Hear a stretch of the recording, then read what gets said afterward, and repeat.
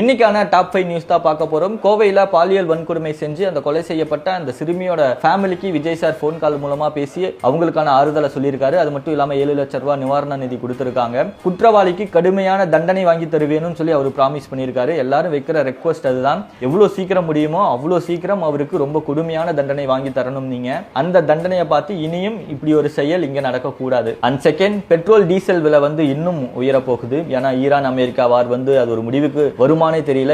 இப்ப crude oil rate $97 தாண்டி போய்கிட்டு இருக்கு. இதே மாதிரி க்ரூட் ஆயில் ரேட் இன்க்ரீஸ் ஆயிட்டே இருந்துச்சு அப்படின்னா 1 லிட்டர் பெட்ரோல் அண்ட் டீசல் விலை 120 வரைக்கும் போகலாம் அப்படின்னு வேற சொல்றாங்க. அதனால மோடிஜி சொன்ன மாதிரி எல்லாரும் பெட்ரோல் டீசல் யூசேஜ் கம்மி பண்ணிக்கோங்க. முடிஞ்ச அளவுக்கு பப்ளிக் டிரான்ஸ்போர்ட்ல போக பாருங்க. திருச்சியில தவறான சிகிச்சை மூலமா இறந்த மாணவி சீதா லட்சுமியோட குடும்பத்துக்கு அரசு உதவி, இலவச வீட்டுமனை பட்டா எல்லாம் கொடுத்திருக்காங்க.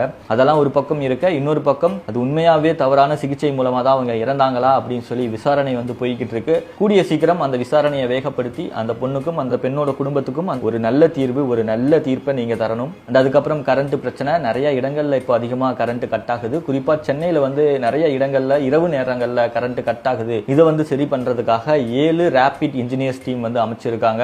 எந்த இடத்துல கரண்ட் கட் ஆயிருக்கோ அந்த இடத்துக்கு உடனே ரேபிட் இன்ஜினியர்ஸ் டீம் போய் அதை சரி பண்ணணும் அப்படின்னு சொல்லியிருக்காங்க. வெயில் அதிகமா இருக்கிறதுனால கரண்டோட யூசேஜ் ரொம்ப அதிகமா இருக்கு. நிறைய இடங்கள்ல பழைய டிரான்ஸ்ஃபார்மர்ஸா இருக்கு. இதனால சில பிரச்சனைகள் கரண்ட் கட் ஆகுது. அதையும் சரி பண்றதுக்கான வேலைகளும் நம்ம பார்த்துட்டு இருக்கோம். அதெல்லாம் அது மட்டும் இல்லாம நிறைய இடங்கள்ல கருப்பு ஆடுகள் இருக்கு. அந்த கருப்பு ஆடுகள் எல்லாம் வேணுனே ஹை பவர்லோட கொடுக்குறாங்க. அதனால டிரான்ஸ்ஃபார்மர்ஸ் வெடிக்குது, சில இடங்கள்ல ஃபியூஸ் போகுது, கரண்ட் கட் ஆகுது. ஏன் அந்த கருப்பு ஆடுகள் இந்த மாதிரி விஷயங்கள் எல்லாம் பண்றாங்க, யார் சொல்லி இந்த மாதிரி விஷயங்கள் எல்லாம் பண்றாங்க அப்படின்னு சொல்லி தெரியல.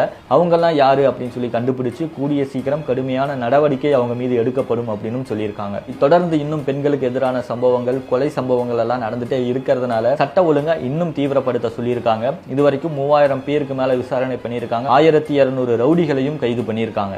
அதுக்கப்புறம் 1,47,00,000 போதைப் பொருளும் அவங்க இப்ப பறிமுதல் பண்ணியிருக்காங்க. இந்த மாதிரி டெய்லி அப்டேட்ஸ் தெரிஞ்சுக்க மறக்காம விஜய் வசத்தை ஃபாலோ பண்ணிக்கோங்க.